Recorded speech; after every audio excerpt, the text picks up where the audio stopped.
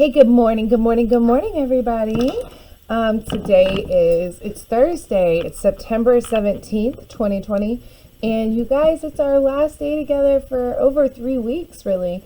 So I'm having mixed feelings about that. I wonder how you guys are feeling about that. I think it's a break that we definitely deserve, but I also enjoy hanging out with you guys on Zoom every day. So kind of mixed feelings, and I'm wondering how you guys are feeling. But let's go ahead and get to work. So I just do want to say also that if you don't have time to get everything done today, because I did give you a little bit more today than I normally give you. And so if you don't have enough time to get it all done today, guess what? You have 27 days until we come back to school. So you've got plenty of time to do it. Okay? All right, so starting with our classwork workbook, and kind of perfect timing, you guys, because it is our last 2 pages of our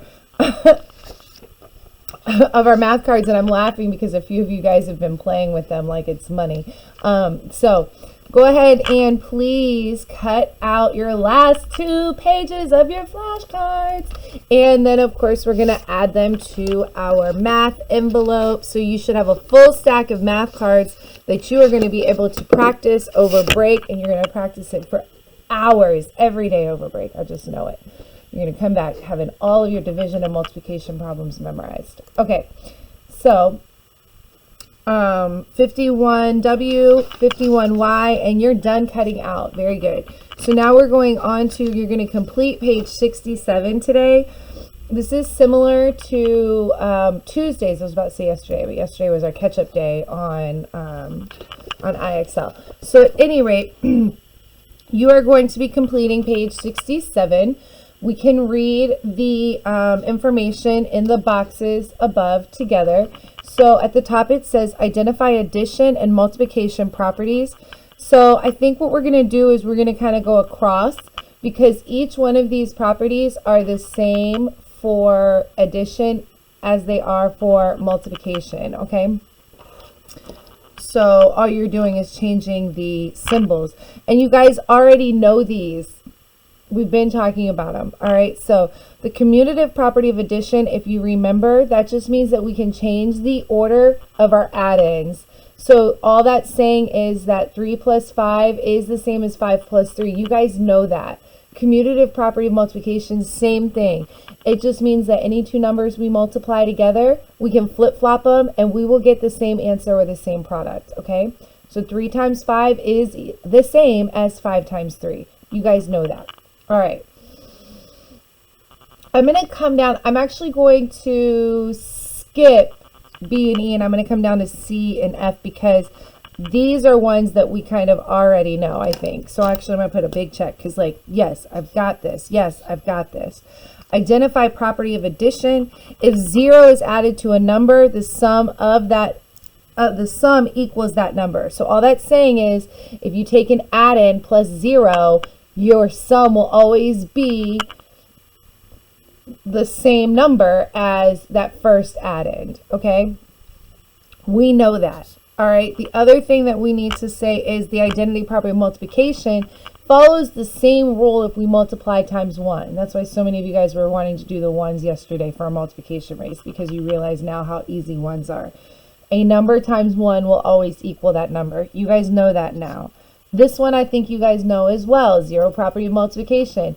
If 0 is multiplied by anything, the answer is always 0, okay?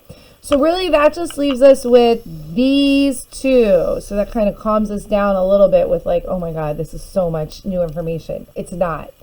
You guys know all of this stuff that we just put checks on. All right, so now where we're at is the associative properties. All right, and you guys don't necessarily have to know this vocabulary. So I don't want us to get too stressed out about that, but just understanding the rule. All right. So associative property just says that the way in which numbers are grouped does not change their sum. So we learned on Tuesday that if 2 numbers are in a parenthesis, that's the problem that we're going to do first. But what we're learning today is if we move those parentheses so that the parentheses were around the 2 and the 5, like they're showing you here, the answer is the same. So it's basically telling you the same thing that this property is telling you in a way. Your answers are going to be the same no matter what. No matter what order you put the numbers in, that's what commutative says, you're going to get the same answer. Associative says no matter what order you put these parentheses in, you're going to get the same answer. Okay? All right. So look at number 12. They want you to, oh, actually, I like this. Write the letter of the property that is shown. Okay? So I'm going to do 2. All right? 1 times 9 equals 9. All right, well, this is a multiplication, so it's only going to come from my multiplication properties because that's this column. All right, now I'm doing an identity property multiplication because I'm multiplying times 1. And if you want to highlight and even say, okay, I know this answer because that matches there. So that's letter F. With 13, this is the easiest property to identify because you've got parentheses. If you've got parentheses, you're only working with the new properties that we're learning about, and it involves addition. So it's going to be letter B. Okay, so you're going to do the rest alone. Very good. All right, now we are in our homework workbook. And so we're going to be on page 67. So 67.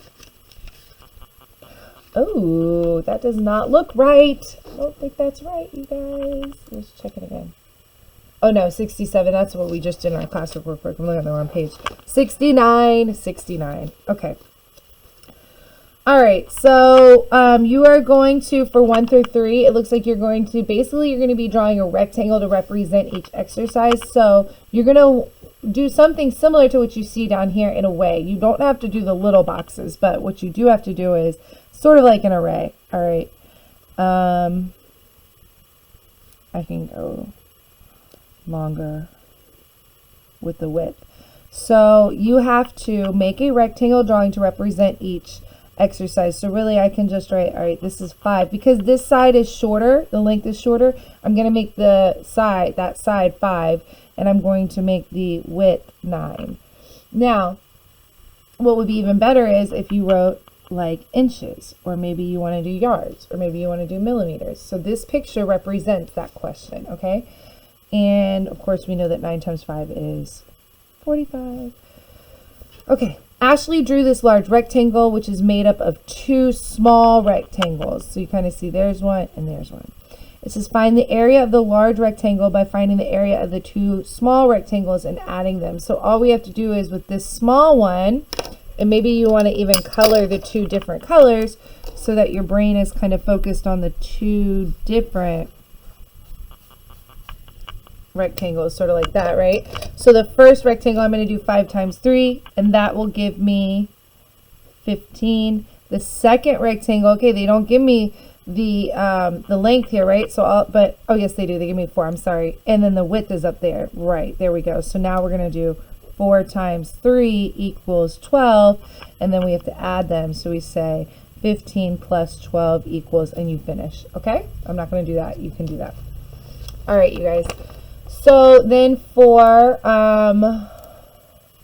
IXL, you're going to do 2 practices, and that's F.4 and F.5. But again, you guys, just remember, please, that you have 27 days about to get this done.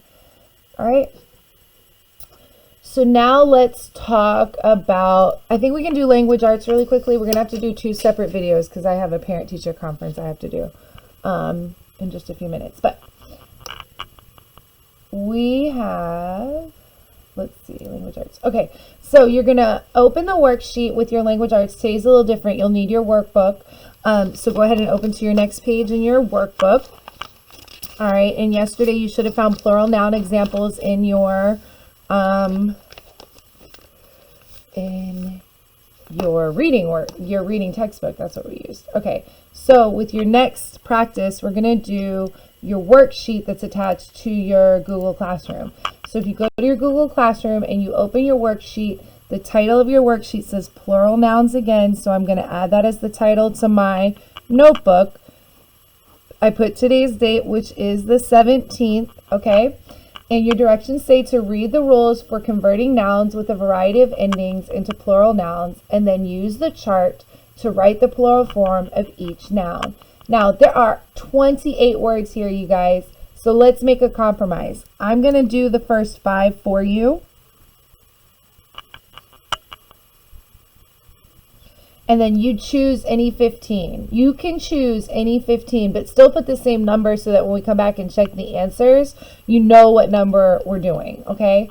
So I'm going to write the singular noun for each one of these first. Party, thief. If you want to do all 20, did we say 28? There's a lot, yeah. If you want to do all 28, then you can certainly do all 28.